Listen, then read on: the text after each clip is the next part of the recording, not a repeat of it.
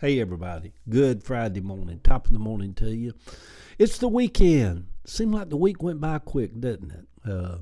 We had a lot of storms here in the city of Atlanta, at least in East Point last night. And winds and trees are down in the neighborhood. But anyhow, we're alive this morning. We're up and about. We're chirping as the birds are.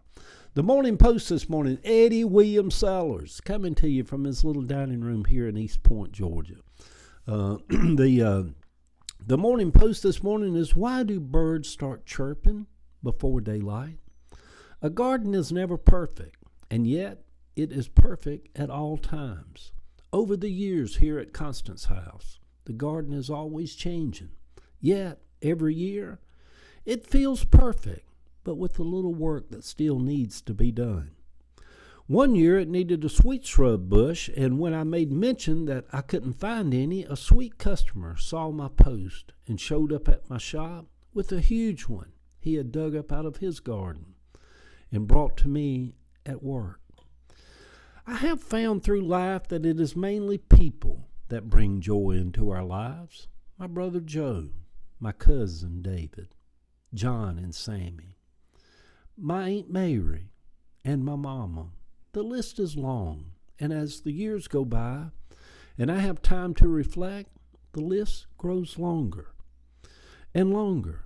But other things can also bring joy into our lives. Our pets, my Boom Boom, Henry, Gracie, and Princess.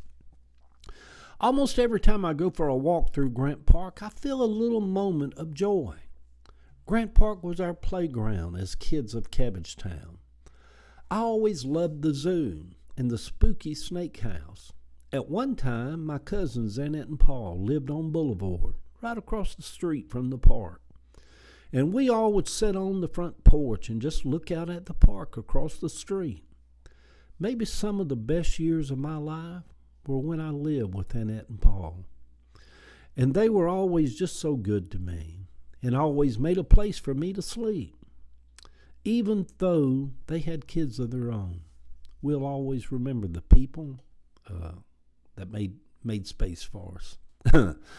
Looking back over my life, I never remember money ever bringing me joy. But maybe that is just me. A morning walk in Paris in the fall made me feel a moment of joy. An evening of sitting on the beach with my whole family as the sun set at Panama City Beach. I just wrapped in joy. It may seem odd that a garden can bring you joy, but it does for me. There is a certain peace that I can feel while sitting outside and just watching the grass grow or the roses blooming. I am glad that I found this joy. It was always there, just right under my nose.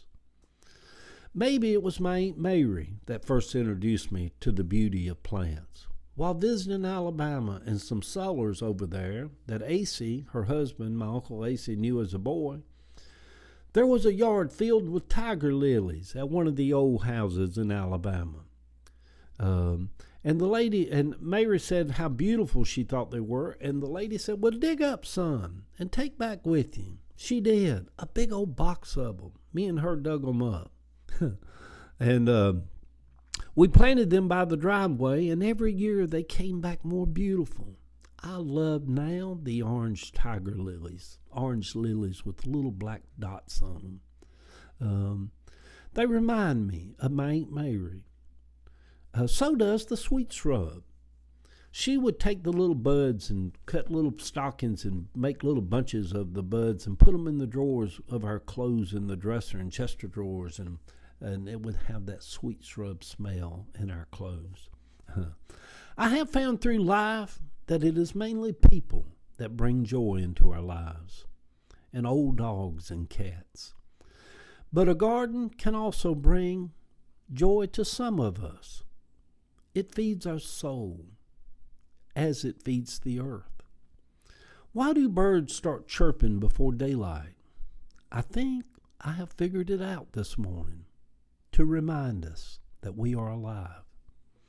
Good Friday morning, sweet people. Today I choose to rejoice. and to be glad for this day. This post is my way of chirping. The picture over on my Facebook page, some of you can come over and join me on Facebook. On my Facebook page is a picture of my garden here at God's house. Love y'all.